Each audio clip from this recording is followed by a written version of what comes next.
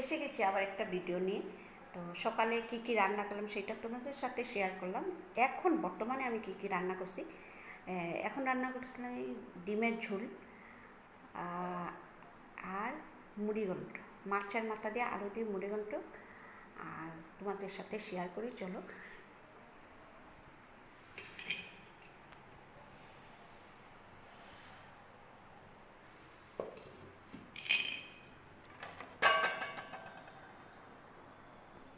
মাছের মাথা দিয়ে আলু দিয়ে জোয়া চাল দিয়ে মুড়িঘণ্ট আর ডিমের ঝোল, দুপুরের ডাল আছে, মাংস আছে।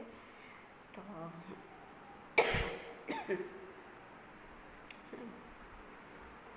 তো অনেকে জানতে চেয়েছিলে যে আমার বাপ মানে আমি কই থাকি। হ্যাঁ, আমি আমি থাকি আসামে। আর আমার হাজব্যান্ড কেমনে মারা গেছে সবাই জানতে চাইছিলে। তো আমার হাজব্যান্ড হঠাৎ মানে জ্বরে মারা গেছে। 2016-তে আমার হাজব্যান্ড মারা যায়। আর আমি থাকি আসামে, আবারও বলছি আসামে। আর সব কথা তো আর ভিডিওতে বলা যায় না। হ্যাঁ, অনেকে অনেক কিছু ফ্যামিলি সম্বন্ধে অনেক কিছু বলে সোশ্যাল মিডিয়া, আমি মানে পছন্দ করি না। কী দরকার, সবেরই আলাদা একটা পার্সোনালি একটা বা সবেরই একটা। হ্যাঁ, আমার বাপের বাড়ি পাথারকান্দি। হ্যাঁ, পাথারকান্দি আমার বাপের বাড়ি। আমরা 2 বোন আর 2 ভাই। 2 ভাই বলতে কি, 2020-এ আমার ছোটো ভাইটা মারা যায়। আর আমরা 3 ভাইই ছিল। এক ভাই আমার কুড়াত্তো ভাই, আমাদের ফ্যামিলিতে 3টাই ভাই ছিল। আমরা বোনটা 8 বোন ছিলাম। হ্যাঁ, 8 বোনের মধ্যে আমরা কুড়াত্তো বোনে এত মানে কি, সবাই মানে এখন বিয়ে হয়ে গেছে, সবাই সংসার নিয়ে ব্যস্ত, ফ্যামিলিতে যা হয়। আর আমার বিয়ে হয়েছে 2016-তে। বড় ফ্যামিলিতেই বিয়া হয়। খুব কষ্টের মধ্যে মানে আমার মা বাবা আমারে বিয়া দিছে।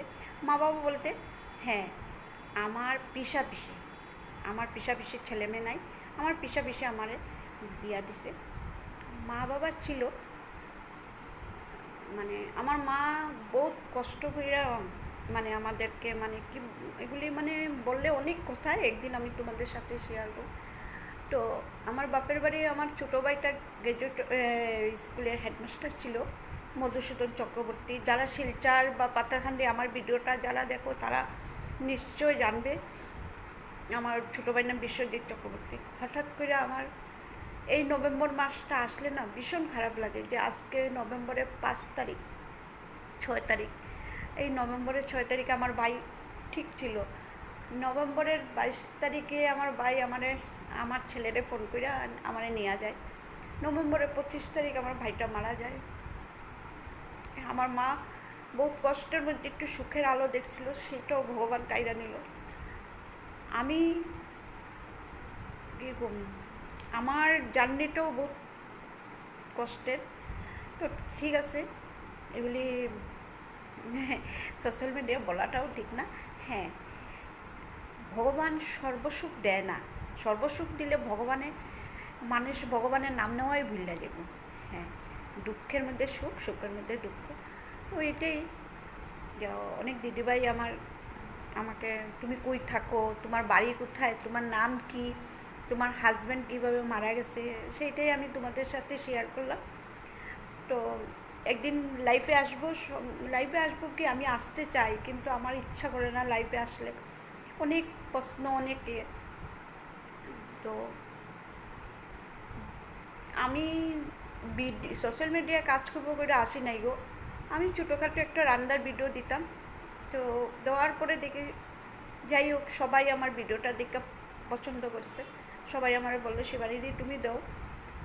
এখন এমন একটা নেশা হয়েছে সোশ্যাল মিডিয়ায় কাজ করা, যে ভিডিওটা না দিলে ভালো লাগে না। তো মানে মনটাও ভাল লাগে সবার সাথে, যেমন সবাই আমার ফোন করে। বা কালকে একজনে ফোন করছিল, দিদিভাই তোমার বাড়ি কি আসামে, আমরা মার্চে আসবো আসামে। আমি বলছি মার্চে আসবে, কোথায় আসবে? বলে আমাদের আসাম বহুত মায়াবীর জায়গা, আমরা আসামে আসবো।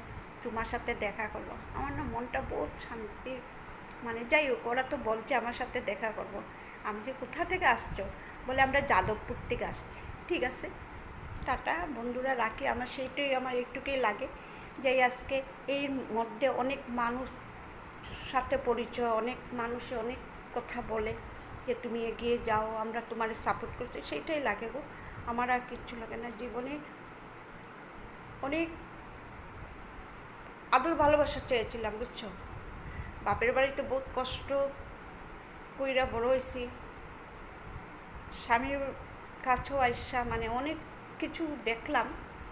আজকে এই জায়গাতে দাঁড়াইয়া আমি নিজে সুখী এইটুক জায়গাতে আইসা। ঠিক আছে, মনে পড়ে তো লাভ নাই। ঠিক আছে দিদিভাই, আমি রাখি। ভিডিওটা দেখার পরে আমাকে সাপোর্ট করেও আমার শেয়ার করবে দিদিভাই, দাদাভাইরা সবাই। জানি না ছোটো বড়ো সবাইদের আমি প্রণাম জানাই। ঠিক আছে, আজকে ভিডিও এইখানেই রাখলাম।